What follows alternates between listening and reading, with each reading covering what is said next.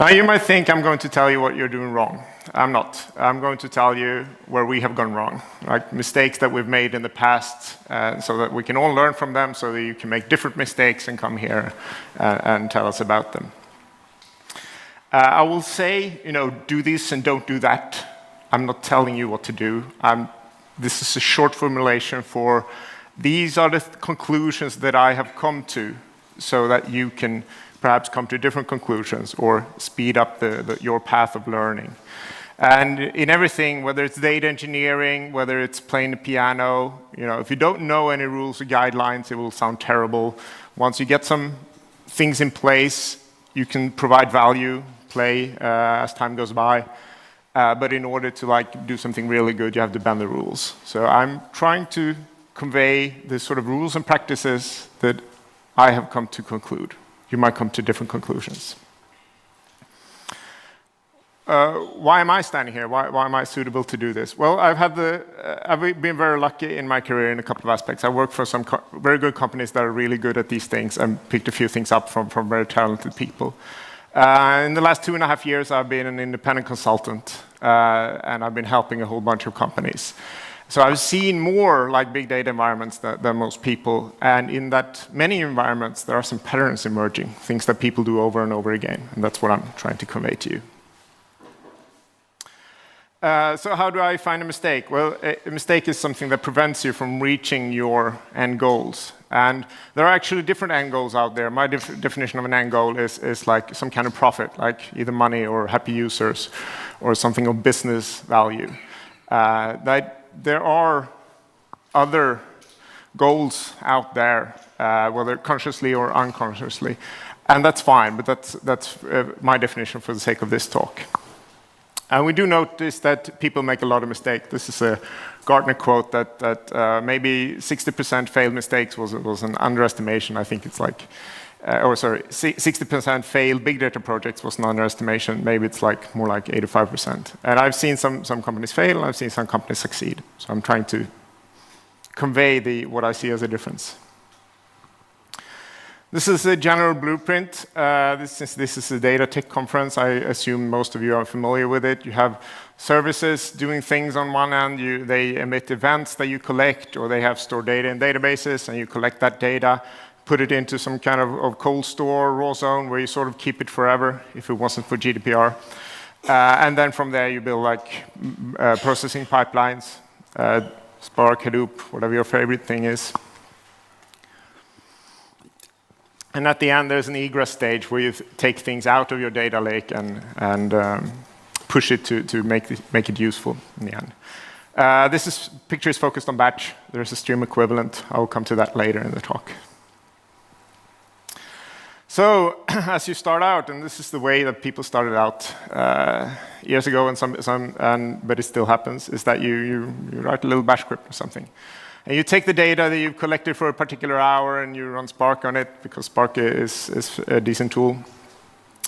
And then you want to do something on a daily basis. In this example, you want to count some key performance indexes. You want to form sessions because you want product insights into your web shop or something. So works fine for a while. Then you add your campaign manager decides that you want some more information, so you add some job to the right that is dependent on the stuff to the left in order to calculate the impact of your campaigns. Also works fine for a little while, but then something goes wrong on the left, and the dependent job on the right breaks. Not too bad. You can go in, you can rerun it manually, but you start to realize that this doesn't scale beyond a few jobs. It's even worse with other types of failures that might very well lead to silent data corruption. So much later, you will discover that you didn't have all the data and you were doing the wrong calculations.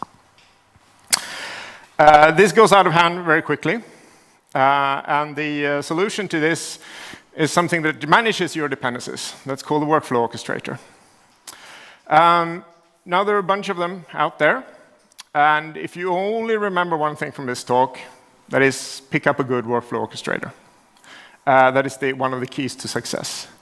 Unfortunately, there are some that are weak out there, weak in the sense that you cannot express all the things that you need. And you recognize them because they are using non-expressive languages as the DSL, such as XML or graphical interfaces.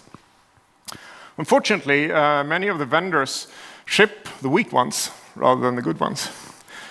Google is the shining exception. They recently announced the managed Airflow service. Airflow is one of the two good ones.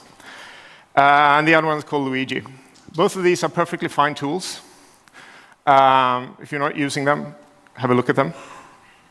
I tend to recommend Luigi to my clients. I'm a little bit biased. I used to work at Spotify where we made Luigi. But it's much simpler. It's easier to get started with. It has a smaller scope. I like simple tools that do one thing well.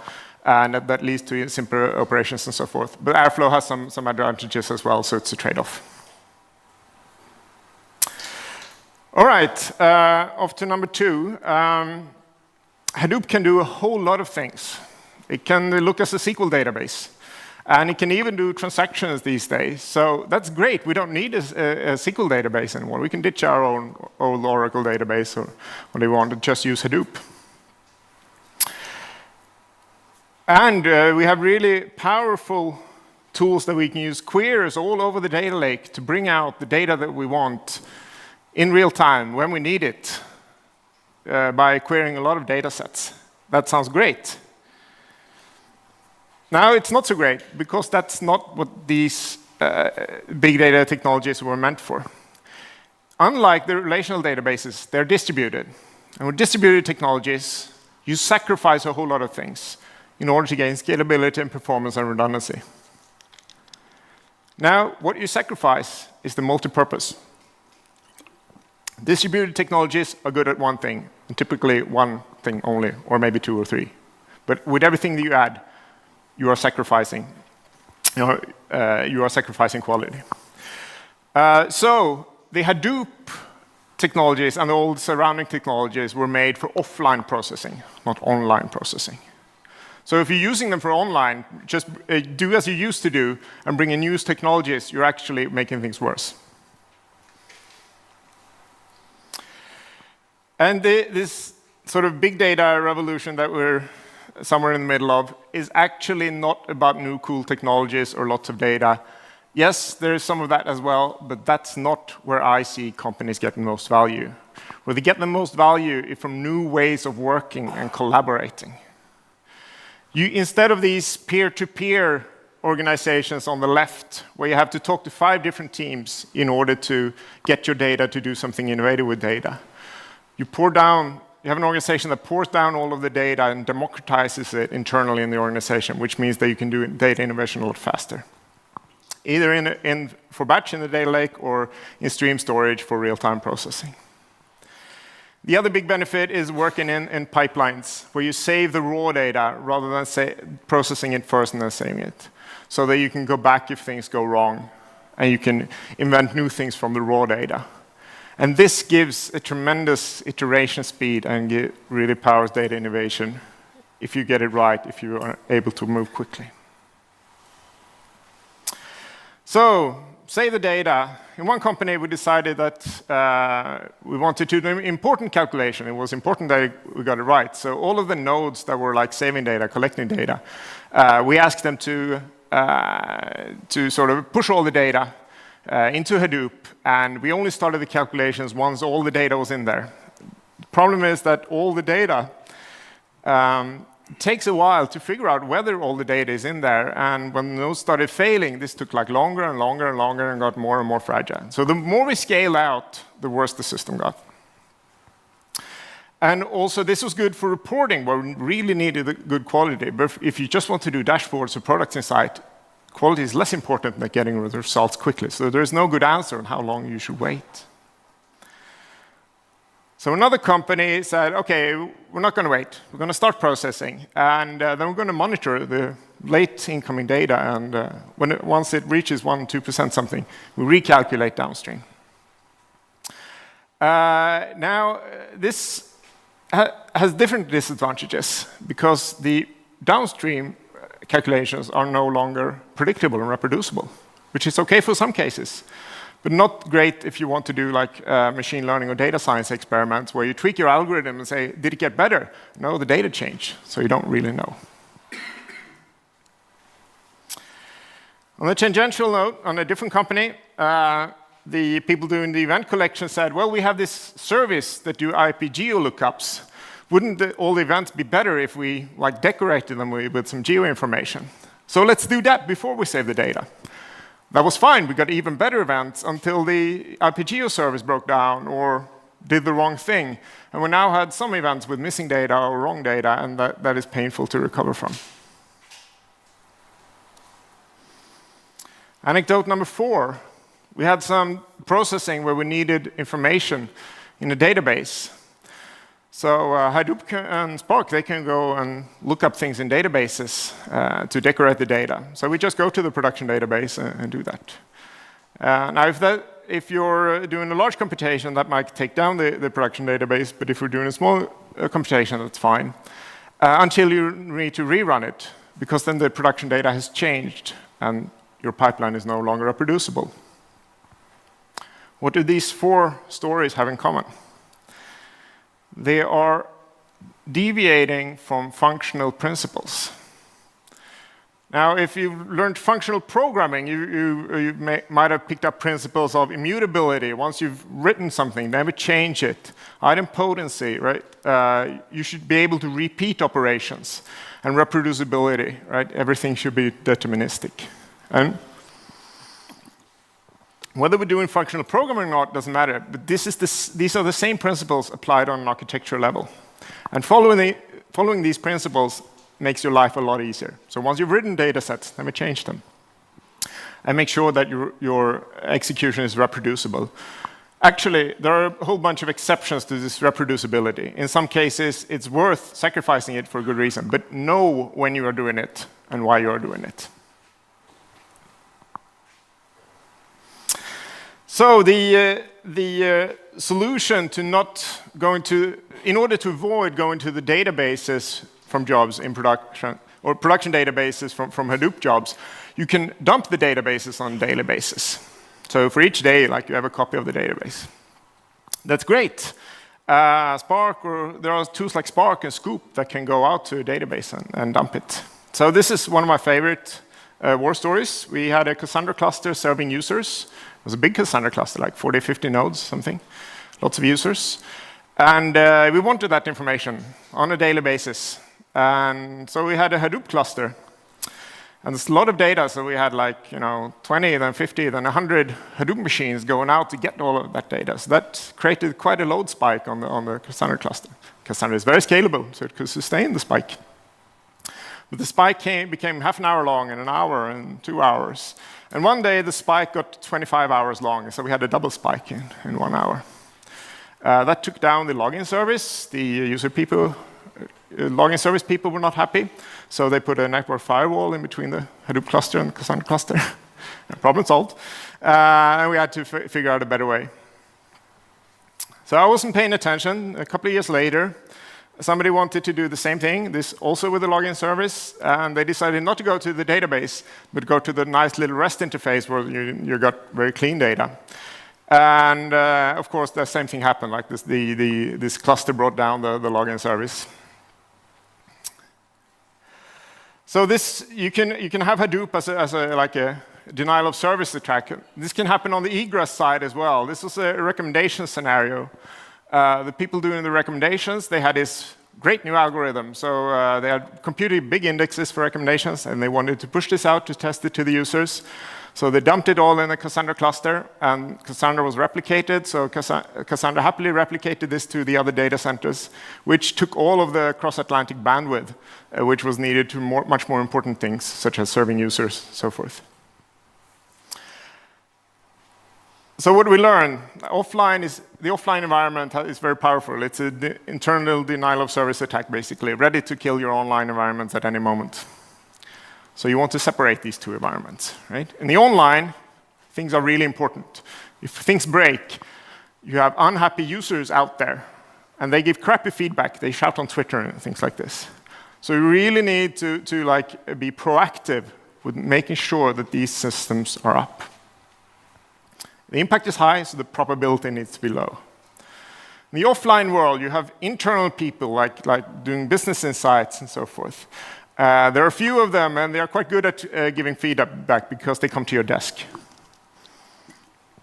So things might go wrong, right? You don't need to protect these things as well in the offline world. So you can take a much higher risk and do your sort of quality assurance on a lazy basis. When things go wrong, you go in there and you do more quality assurance. You have a much higher return of investment on that type of quality assurance. So what I learned is to separate the online world from the offline world in the middle, and also from the online world at the end. And have very careful handovers in between. So for dumping databases, for example, you can take a nightly backup of your database, bring up an offline database, and dump from that one. That's not serving any users anymore. And likewise, if you're pushing like recommendation machine learning models out there, throttle it, and then keep several versions of these recommendation models or fraud detection models, so you can switch back to an old one. If the offline world fails you and you don't get new models on a daily basis, you still have a few old to go to.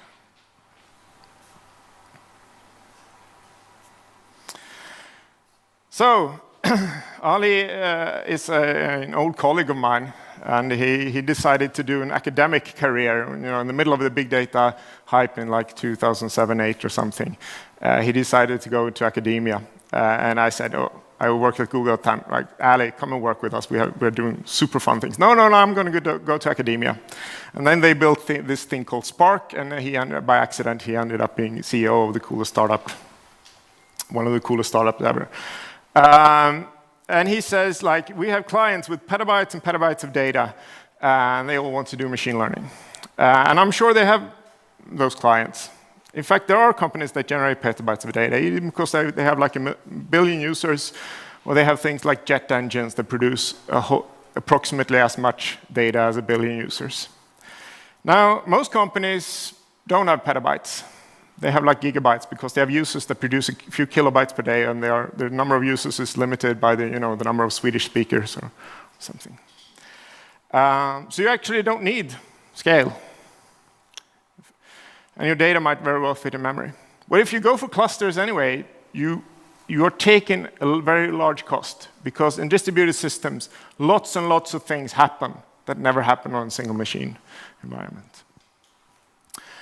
And you want to make sure that if you're going to clusters or scaling out, that you get value for paying for all of these problems and costs. So mistake number 5 is like scaling for imaginary or engineering for imaginary scaling problems. Right? Your data is likely to fit in memory on the largest cloud instances, or at least a portion of your data. Remember, the value of big data is not about sizes and necessarily machine learning either, but about new ways of working and collaboration and innovating. In the most successful project I've been in, we're using Spark, but never in clusters. We're only using it in local mode. This is a company who has very little business outside of Sweden, so we can't get more than 10 million users or something. Everything fits in memory, only local mode. Works great. So a client came to me and said, we have this issue that things are going slow by the day. Are you sure storing things in S3 is a good strategy here? And they pointed me to a blog post.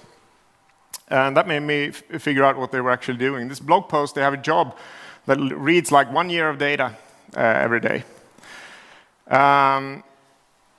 And there was another situation where we were having this large cluster, and there was this system that was using like a large portion of the cluster all the time, and we figured out they must be doing something really important.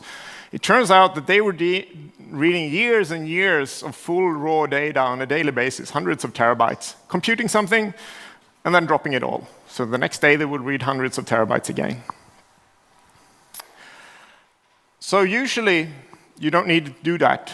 And it's better to change your algorithms so that they are incremental, so that you can process the new data and do as much as you want, or as much as you can, typically aggregate on the daily basis. And then even if you want results on a regular results for more than for a larger time period, you do only the final part of the computation. So in this example, let's say you want to make a top list of the most popular countries where your customers are, or the countries that place the most orders.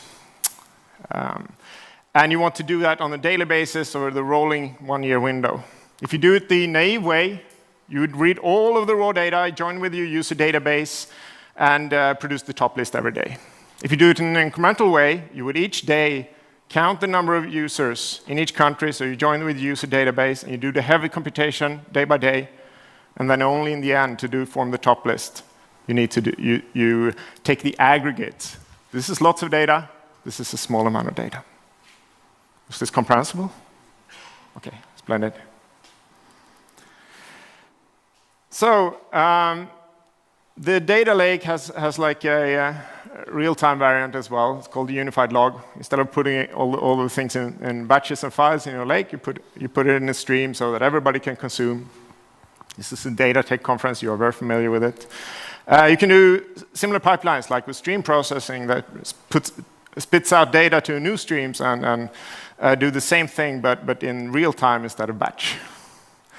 And surely, this must be much better. I mean, you don't have to wait till the next day to get results. Some things you think need to be quick, and in particular, the demos look much better, right?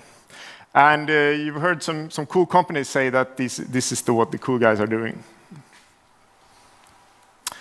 Now, this comes with a cost, and this cost is called operations. If you change things in your streaming environment, you need to be much more careful. So if you change your schema, for example, you need to do it in a careful manner, because if you're spitting out new data and your downstream pipelines or downstream jobs gets confused by the new data, they will crash, and then you will have an operational problem. If you do the same thing in batch, they will crash as well. But batch is very forgiving, because there are things like the workflow orchestrator that will retry your failed jobs. So once you fixed it, you recover again. There are ways to deal with this. This scenario is more difficult. If you have a bug and you spit out invalid data, then your events will spread out through all of your pipelines, and some of them will be bad. And instead of having 10 batches of bad things, you have like 10 million events that are bad. So you have to reach out and figure out which ones are the bad and try to discard them and so forth. This is a much more difficult scenario to recover from. And there are no tools to really help you here. If you compare this with batch, and take the operational scenario where you have a faulty job up there, and it produces some like faulty recommendation indexes or something. What you do is you realize, oh no, the indexes are bad. Let's revert to the old ones, because you're saving a few copies of the old ones, right? Then you fix your bug, and then you just remove the faulty data sets, which are like approximately 10 of them. And you can look in your workflow orchestrator, because it keeps a dependency tree so you know which they are. You can build tooling for this, but people haven't, because it's fairly easy to do. And then you're done. Nothing more operationally to do, right? Because the workflow orchestrator will see it. Oh, some data sets are missing, and will refill them for me. At least if you use Luigi. With Airflow, it's a bit more complicated, but it's still not difficult. This means that you can recover from programming errors in like about 30 minutes, even though they were in production. And this speed gives immense power to your data innovation, but you only get this in batch. This is a Confluence blog post on how to recover from a similar scenario with Kafka streams. Right? It's a lot. I don't know. It's actually a really good blog post. They describe very well. They do fantastic work. But it doesn't cover the pipeline scenario. It only works for if you have a single job and not a full pipeline of jobs. So, by all means, go for stream processing, but make sure that you pay a price in terms of operations. So make sure that you have a use case for it, right? Or that perhaps you have a case where the data quality is not super important, so you're only feeding dashboards or something. That's fine, right? Now, the good news is that this gap is decreasing because the tooling is getting better. Confluent is doing a fantastic job on pushing this to the world, and I see some things coming out of Google as well. So hopefully, in like 5 years or something, I can't be standing here and saying this. All right. Sometimes the data looks wrong. You discover that after a while. I was in a team where we really cared about the data quality, really cared about getting things right, and we're taking lots and lots of data from the rest of the company. And so the manager called us the sewer of the company, because everything that people were doing wrong or hazily upstream, like we had to deal with. At one point, we saw that, well, wait a minute, this content type is supposed to be like text or audio or video or something. And one day it was content type bullshit in some of the messages. It turned out somebody pushed like an experiment to production upstream, and they never noticed, but we, of course, noticed. So unless you are proactive with monitoring quality like this, you will find problems weeks, months, years later, and then they are much more expensive to deal with. And there are 4 quality dimensions to care about. Timeliness is producing results on time. That one's not so difficult, because if you don't produce things on time, people will explain. Correctness is about getting the computations right. Testing can help you here. So that one's fairly straightforward. Completeness is more difficult. It's about making sure that all of the data that you wanted to compute on, all of the things that happened during the month, are actually in this month's data. And likewise, consistency. If you have 2 data sets that are supposed to contain the same things, like 2 reports pointing to the same thing, do they really have the same input data? And the latter 2 you need to monitor for. There are no tools or things out there that can help you. So the mistake is writing your pipelines and then be happy. You need to monitor the contents. And you have one good tool is called counters or aggregators or accumulators. So whenever you code and you see, well, this item here, it's supposed to match a user in the database. What if it doesn't? Ask yourself, right? And if it doesn't, bump a counter. Don't do anything smart, just bump a counter so that you can monitor whether things match your expectations or not. That's how we found out about the content type bullshit incident. You need to go a bit further than that and actually measure consistency between the data sets and between the records in the data sets and so forth. Likewise, here there are no tools to help you as well. And the counters is one reason that it's one reason that I recommend people to stay off of SQL processing for really important pipelines, because SQL makes you forget about these things. There are no natural places to put in these counters or compensate for that. All right, things break. And sometimes you do something wrong, sometimes somebody else has done something and didn't inform you, so things break. The effect here is that you become reluctant and you become careful. Oh, I'm not sure I want to change this because it might break something downstream. And we had a situation where the old pipeline was no good, so we built a new pipeline. And that was really quick. You can move things, you can innovate quickly. Unfortunately, changing and removing old things takes a lot of time. So we had the old one running for like 18 months or so. And that old one was a lot of burden to us. So the problem is that these changes that you want to make are often in different teams. So it's difficult to go across the team boundaries. Right? So what you end up with is an inability to move quickly. We measured this in one company, and we concluded that if we collect a new field at the client, the average time for this to be used at the end was like 1 month. And this is a good company, like very agile, independent teams, and so forth. Right? I've also seen teams where you don't have the communication channels, and then there's no upper limit to how long time it takes to propagate new data from upstream. I've also seen environments where this is technically tightly coordinated, and then you can move on the order of days. This significantly impacts your able to innovate at a high speed. The only remedy I'm aware of, is to do testing end-to-end. So that you have a safe testing environment, so you know when you break things, then you can move fast. But this is often against the company culture. If you have autonomous teams, this can be difficult to do. All right, you've heard about the functional principles, like you do immutability, and in order to be reproducible, you dump all of the user databases everywhere, so you have thousands of copies of the user database and so forth.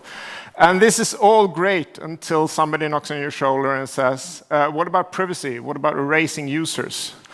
Okay, wait a minute. And the most expensive engineering mistake that I've seen was made in this area. It turns out that it takes a lot of effort to wash petabytes of data. So you don't want to be in a situation where you haven't planned for this.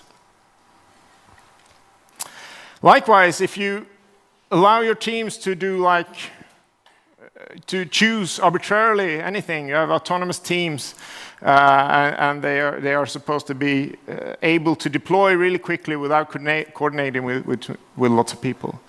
You end up in a situation where you have variance in things that don't really matter, such as time format. I think I counted to somewhere around 25 different formats in one data lake. And some of them were really crazy, but we couldn't change that because we were lacking the end-to-end testing.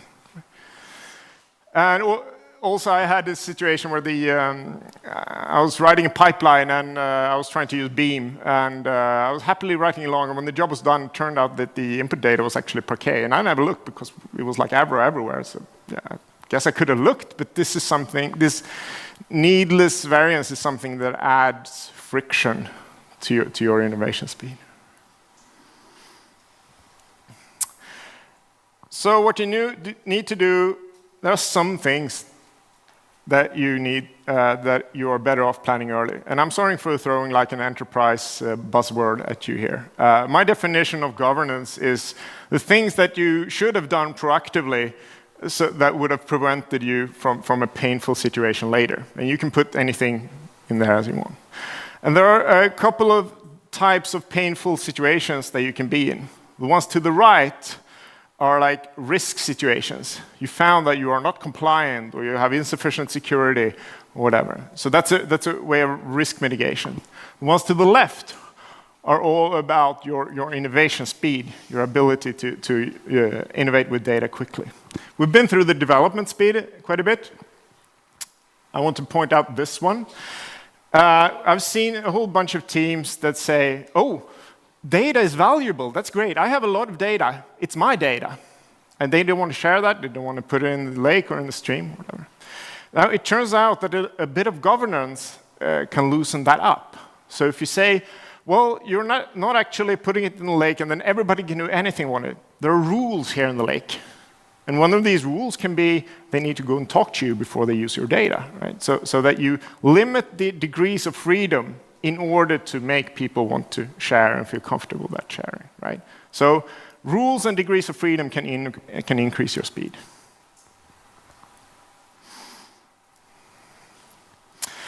So if we look back, there are a couple of themes here. One is, up in the right corner, is to sort of gravitate towards complexity more than protecting business value and working towards business value. The other one is to sort of gravitate towards interesting technology or new technology more than the sort of the principles of big data and the principles of pipeline and data sharing, data democracy, and so forth. And I find myself saying to clients over and over again a whole number of things, like keep things simple, scope down as much as you can, focus on the value. What's the value of this pipeline that we're building or this technology that we're building? And you can have hype or profit for each action that you take, but you can have both. The efforts that you go for, if you go for the hype things and if you go for the profit things, are completely different. You might notice that none of the things that I say have anything to do with technology. So here are some links. The upper three ones are similar talks, but less technical, more about building teams and organizations and so forth. If you found some of the things that I said here confusing, or you want to more know about the context, I suggest you go for the reading list. And the last one is some of my old presentations from other conferences. Questions? Yeah, thank you very much. Anybody has a question? So I have one question. What do you think, from your experience, what of the 10 mistakes was the most biggest problem in your experience? Well, I think that picking up the new patterns, the pipelines and the collaboration is where you have the most profit if you come from a legacy environment. I think that's one of the reasons where we see so many enterprise projects fail. Right? They're just bringing in new technology and then they're just making things worse. Likewise, this one is. The workflow orchestrator is, yes, it's new technology, but it's super simple, and it really saves your sanity, right? And it makes you think in terms of pipelines and in terms of delivering value. The end-to-end agility, that's a mistake everybody makes, right? I only see few companies actually be good at this, and they are very coordinated. They have a very specific company culture. You can thrive without it, right?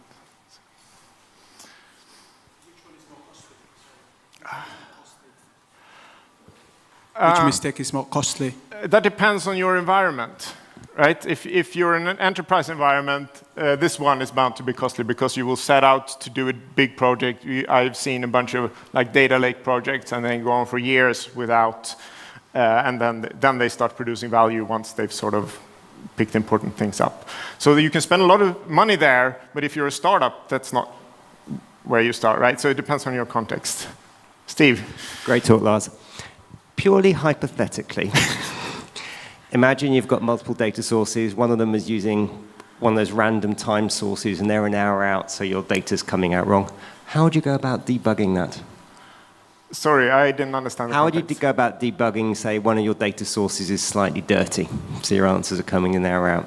How do you begin to go backwards from bad results to...